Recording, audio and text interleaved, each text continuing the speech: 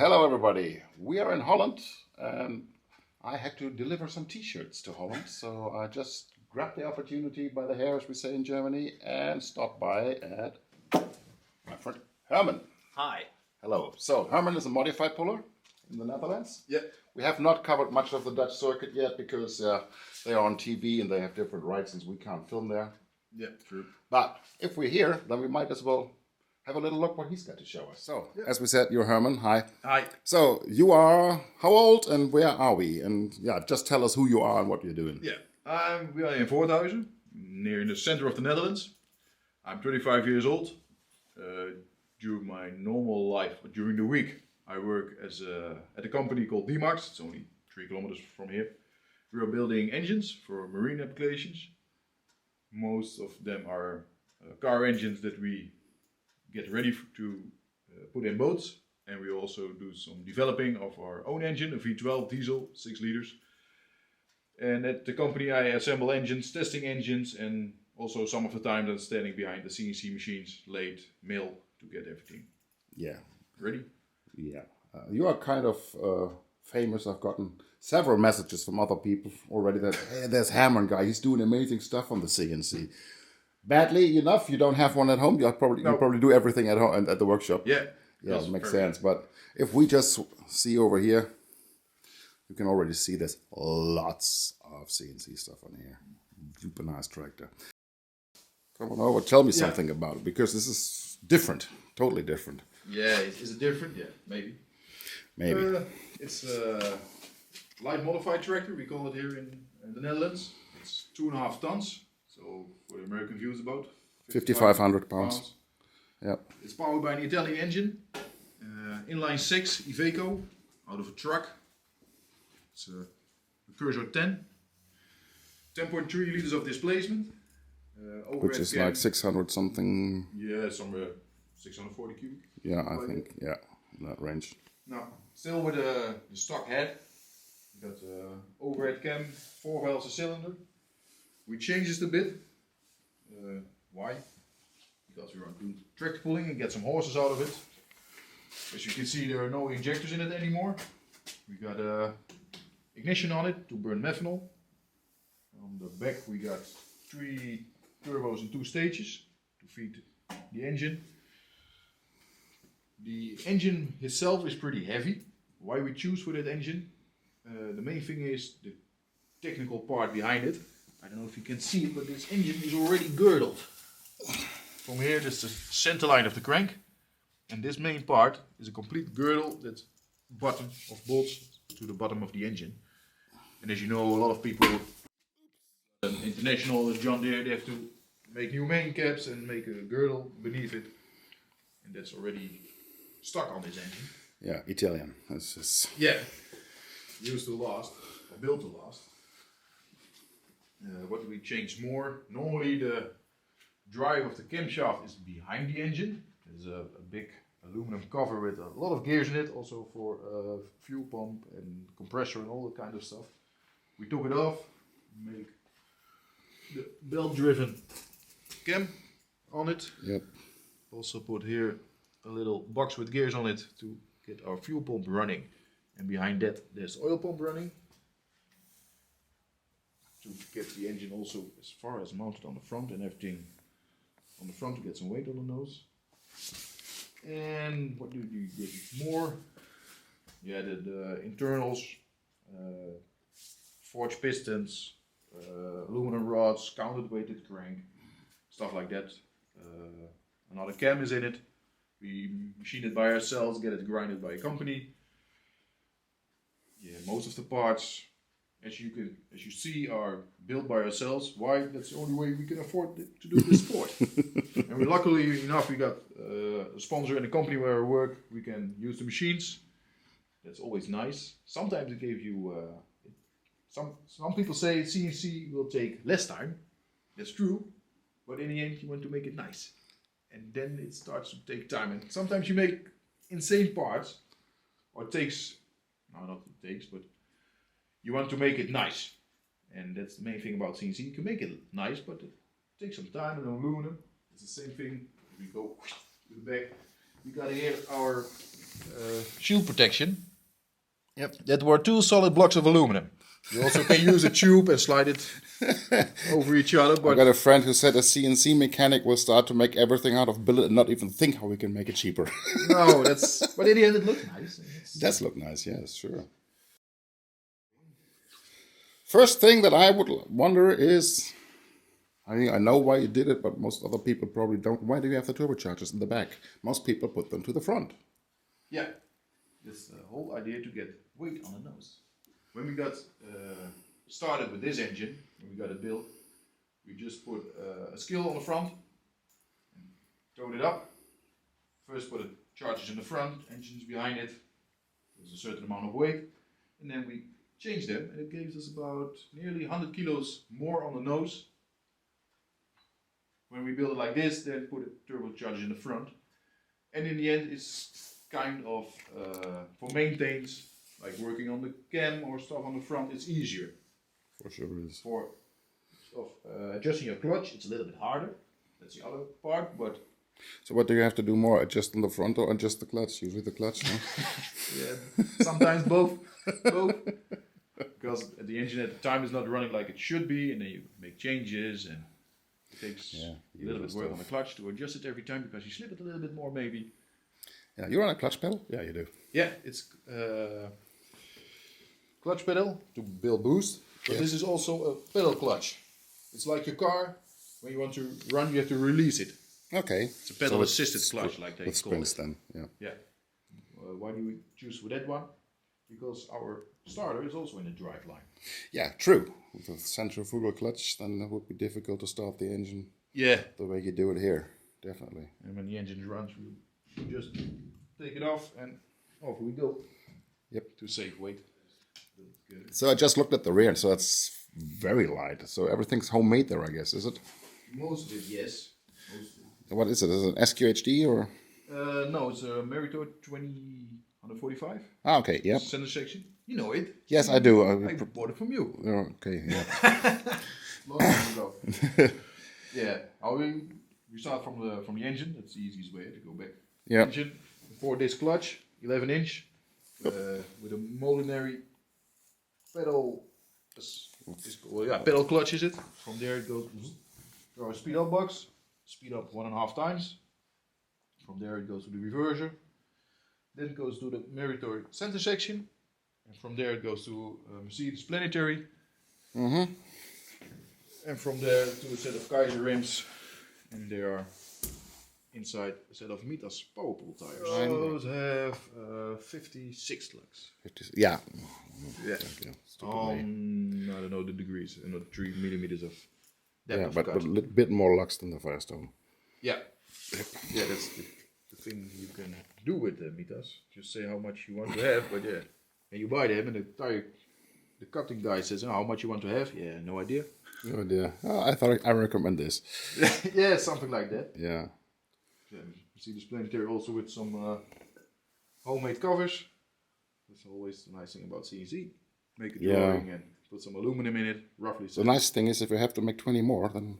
Yeah, you know where to go. Yeah. Yeah, that's the easiest way. Sure it is. It's light. Most of it's home built, yes. Like throttle, built out of a solid piece of aluminum, gear shifter. What's the weight of the tractor without the engine? Do you know that? No, I have no clue. Do you know how much the engine weighs? Also no. No. Damn it. No. No, because this is actually a super light tractor, which of course it has to be being 5,500 pounds, but the engine is also super heavy. I think roughly said the engine is about 1,000 kilograms, somewhere in that area. Yeah, I guess. so like 2,200 pounds. So yeah, because I would think this is the current state of the art of building a chassis and rear end here in Europe. And then I saw you run an MSD. Yeah. So people will wonder, hey, this is for an 8-cylinder. How do you do that? Yeah, put a know what ratio on it. That's real easy. Yeah. Because yeah, from the cam, little belt Yeah. with the 2 gears on it to get it running on 75%. Otherwise, you've got too much sparks on different locations Yep. where we don't want to have them in a certain amount of combustion. Yeah, and then Then we get a little mess. put it in a individual new distributor cap. Yeah, we started with what we call electronical ignition, MSD8 dual ignition. But during the season we had some trouble to get the engine running well, and we had the idea of, well, maybe it's the ignition, we need a little bit more power. So then last time we mounted MSD20, we can borrow that to get some testing, but then we put some bigger fuel nozzles in it to avoid, if it goes running well, that we're running too lean. But then I made a little mistake, so we put a little bit too much fuel in it. So in the end we couldn't get it off the line, just drown the engine with fuel. So the MSD20 will get back to its original owner, and we bought this one, the 44. Yep. Get everything ignited. It will sure ignite everything. Yes. Just timing those things isn't easy. Yeah. Not to say impossible. The light, and you have to send it to Postendros to make a little mark on it, so you can see that you actually on the right cutting. Well, Don't you run it with an external trigger? No. You could off the crank. Yeah, it's still there because we run the. Yeah, but I dual think eight. these can handle that too. Yeah, you can also handle it. Yeah. There are different opinions about that. Some say in the low RPM they are actually more accurate with the trigger, and in high RPM you can use the one that's inside it. But yeah, you have to I find think out. if you have to worry about 1 degree ignition timing in a turbocharged engine, being worried about power, not about destruction, Yeah. you're not on the right path. What we got there? Yeah, something you would know. Yeah, I do know. It's funny how many stuff in the shop I already know. So we got an Ellison, half an Ellison, so Yeah. It's without crankshaft. yeah, just everything bolted together to get some size of it. Bought this engine for not for static display. Want to get it running, to make some ground runs on it. So that's the reason why there's an F-type prop drive on it. Yep, that's where the propeller used to go. Yeah, and during the time I already also got a big propeller. How much? It's about nearly 4 meters. But yeah. Yeah, it's a big one. So you're going to be one of those guys that puts these on a little trailer and Yeah. moves the air, Yeah, but make noise. we also had the idea maybe of to put it on a track, so that is the reason it's standing now here in the shop to get some measurements. But in the end we won't do that. Yeah, you had a V12 tractor before Yeah. with a transmesh. Yeah. There's still a picture up there. I have some video of that. That's where we And where you got famous with by splitting the complete engine in 2 pieces, from what I remember. yeah, we started with that one in 2012 as our tractor for ourselves. We've been into pulling since Dad went as a spectator to events in the early 80s with his brother-in-law. Then came to family, became a team member of the Eager Beavers somewhere in the late 80s. Don't worry. You don't want to get a camera. Became a team member somewhere about 88. I was born in 86, so I never knew better than tractor pulling. Yeah, Sadly. I know how that goes. Yeah, you've been there, done that. And Dad became, like I said, team member. Been there till 2003. And I always been there running around, helping what I can do. Then Dad quit. I started do some RC tractor pulling, micro pulling. Also became Dutch champion with it. Got a little tool drive tractor with a little 4-stroke engine on it. Later built a modified with 2 2-stroke engines on it. At the same time I was a team member for a compact diesel tractor. Helping them out. Later became a sledge driver for the compact diesel. And Dad still mentioned he wanted to got something for himself. And then he said, maybe want to build a mini rod. But yeah, and he likes the V8 because he was used to V8s, of the Chevys, of the Eager Beaver. Then I said, if we want to do something, we have to be something else than the rest and make something else. And then was looking on the internet and found an engine in the north of the Netherlands, and that was the Russian V12. Bought it for a few bucks, and then from there we started. Bought the old chassis of the Red Diamond. That was the first Griffin powered tractor that was running the 2.5 tons. We took that engine, There was also a diesel engine. We converted to methanol, put a supercharger on it from another Russian engine, because that engine was naturally aspirated. Put a supercharger on it from a Zvezda, and that one gave us a lot of troubles. Because here's some old compressor wheels hanging. The top one is the original one. That one had a hard life with a big backfire. It lost its vanes. Oh yeah.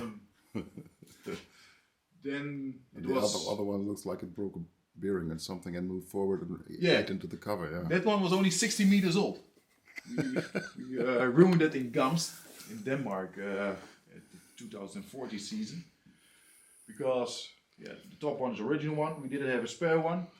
We contacted some guys, of a Danish guy who can help us with it to supply our one, but they asked a lot of money for it, and it was only 3 weeks before the season started. Ah shit. So we got a big problem going on. Then we came in contact with Roland Verdongen, guy from the south, and he said, "Oh, we can do one. We can make it by ourselves." So Roland helped us a lot those days, because we had 3 of them used in one season. And then everything, during the season we make changes, and every time the truss bearing got out. You know that story. Yeah, I know how that goes. These Allisons love to do the same thing. Yeah, and because there's a little story, maybe I know if it's interested. Of course. You can see through the vanes there are those little holes. Yep. They call it what do you call it? Compensation holes. Compensation, yeah, pressure relief more or less. Yeah, because you got a hole. He's air compressing air, and there's air and here, there, and also second air from here. yeah. And to avoid to get a lot of thrust pressure, they make those little holes in it so we can balance in the center. But yeah, probably that didn't work out as it should be, because we broke a lot of bearings during the season, and every time, because we didn't have new compressor wheels, we machined it down again. And in the end, it was working. We can make multiple pulls with it without changing bearings and have to machine the wheels. And then we have the opportunity to give a demo in Denmark, in Gamst. Then we say, oh, for the next season we want to make some changes. So we made a new one with the higher vanes, because that wasn't machined during the season. Then he got a bumpy ride, put off the throttle, go back on it again. Bent the drawbar, couldn't make a decent run. In the end, shut it down at, 65 meters. And then there was little smoke coming from front of the engine. And we looked inside, and that was the result of 60 meters of testing. Yeah, That's the life of a puller. Huh? Yep. But that was not when you blew the engine. No. That came later. Then we knew that this wasn't the right way to go to make some horses. And then we went to the turbochargers. Build a new engine, because that engine on the picture is the how do you call it? Industrial version. Mm-hmm. It's a cast iron block. Mm-hmm. Yeah, they have aluminum too. Yeah. Yeah, and then we want to improve something, so we bought a license-built Polish engine out of it. It was completely made out of aluminum. Put 2 turbochargers on it. Had 2 events struggling a bit to get the fuel settings right, because that's a whole different story than use a supercharger. And then in Maden 2015, we got everything sorted well. It was getting off the line, and then the driveline had a little issue. So it lost connection to the rear wheels. Yep. And then it made. And then you made the Russian go fast, and he didn't like that. Yeah, 5,375 RPMs. I still know that. And then from valve cover to sump, the right side of the engine was completely splitted. Luckily, everything was staying together, because we disassembled the engine, and there was cracks from the studs of the main bearing goes up into the block. Everything was cracked. Normally, you have to torque those bolts down about 5,500 Newton meters. And after the pull, we can release them with the hand. Yeah, damn it. Because everything was stretched and Ouch. took down. And then we got some more spare parts to build a new engine. And then a guy showed up, said, hey, I got an Iveco engine in the shop, just take it, because it's standing for my foot, we say here in the Netherlands. Yeah, Take it in a way, yep. and see if you can do something with it. And then, yes, we thought we can make a little bit more power and maybe I don't want to say easier, but and the spare part situation is a lot better. Yeah. I've heard that a lot of the guys that run the Transmesh at the moment have a horrible time getting parts because was the same they're time. getting fried in Ukraine at the moment. Yeah, that was the same time, and they were running in the Krim. Yeah. It was in the same area we blew up the engine, Yeah. Damn it. and so then we thought, maybe it's easier to go another way. Yeah. And this engine is for maintenance, it's way easier. You know that if you want to take Yeah. crank out of a V12. Just buying parts. Just simple things like, I don't know, a crankshaft, some bearings, Yeah. some. Bearings, a few bucks, you can order them tonight and you get them tomorrow. Yep. Exactly. That's the main thing about it. Yep. And in the end, we don't regret it. No. We still have to get it sorted to get everything run. Yeah. I mean, it's nice to run with these old V12s, but they're not making them anymore.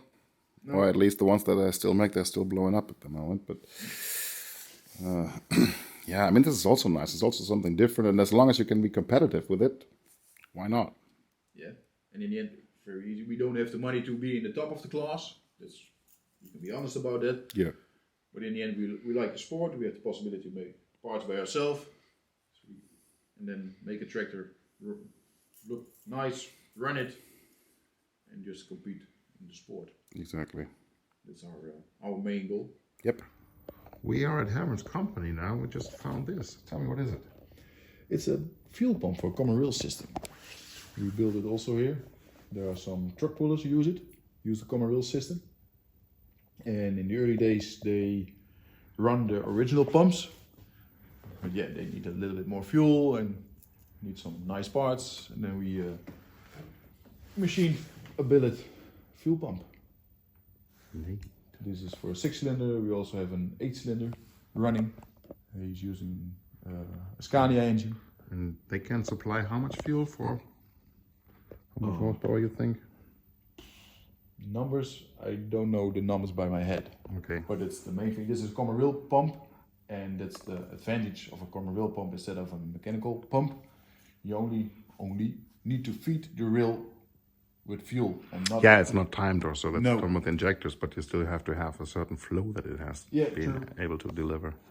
But it takes a lot of stress out of the components, and this one has been on the test bench.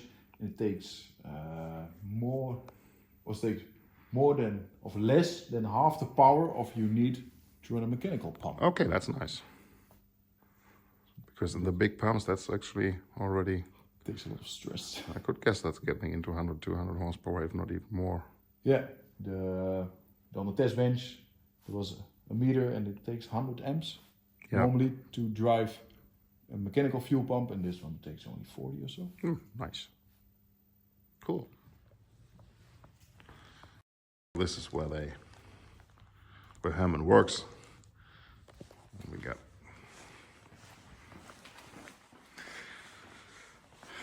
another lathe here. This is a really big one. Our big friend.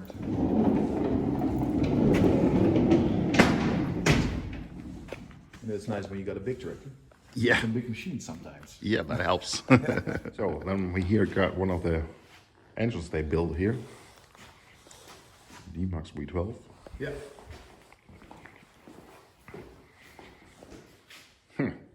Tell us something more about it. It's a V12, 60 degree, 6 liters of displacement. Available in several horsepower ranges. Started at 600 and can go up to 900. Based of using the BMW heads, the newer type, like the N47 when I'm right. The block himself is our own product, own casted block. So you get the block casted and then... Yeah, all manifolds. So we kind of made a V12 BMW diesel. Yeah. Nice. The 3 liters, I think the American Car Magazine, I'm not sure which one, called it the tire shredder. Okay. Of course, they got so much torque. Oh, that's nice. Yeah, and more engines, more engines. Yeah, this is also in development. The Jaguar Land Rover engines. Okay, yeah. Standing over there, this one's already equipped with the water-cooled manifold. to see because nowadays there's a lot of stuff on engines. Yeah, I would say let's just, my God. And here we got see there's our brand on it. Yeah, D-Max water cooled. oh, cute. I'm not cute, but And there's some of his bros waiting for their job. cool. But this one first started out with a billet block machine out of solid piece of aluminum, but there was so many people want to have that block that he found out it wasn't the right way to go. No. So it takes too much time. As soon as you get into the numbers, then casting is the way to go. Yeah. Yeah, definitely. How many you make of these or build of these in a year? They're still developing, but yeah, they want to go up to 400 or 500 a year. Pooh, That's the most that we are aiming for. quite a bit. So why is the demand for these engines so high? Because they take less fuel, or what's the point? Lightweight, compact. Normally, when you have a boat engine or a marine engine that represents 600 or 700 horse, you came into truck engines, and at least they are. Yeah, right. Yeah, yeah. Longer, Then I got weigh 400 kilos more. the low RPM stuff, right? Yeah. Also, this 5,000 RPM possible. Nice small package, real light. It's only 350 kilos. Mm-hmm. So Yeah. and it's a V12. It has a different sound. Sounds a little bit better than a truck engine. Yeah. So then people are interested in that. Oh, cool. Small package, lightweight, horses. Yeah, nice. Oh, great. Thanks for showing us that. Yeah, no problem. Okay, I think was a nice little Yeah, look behind the scenes here. It's not that much to see. It's just one tractor, but whatever. A little story, some here and there. That's nice. Well, thank you. Yeah, no thanks. Enjoy. And yeah, I will let you know when it's going online and Yeah. see you then. Yeah. Bye bye. Thank you.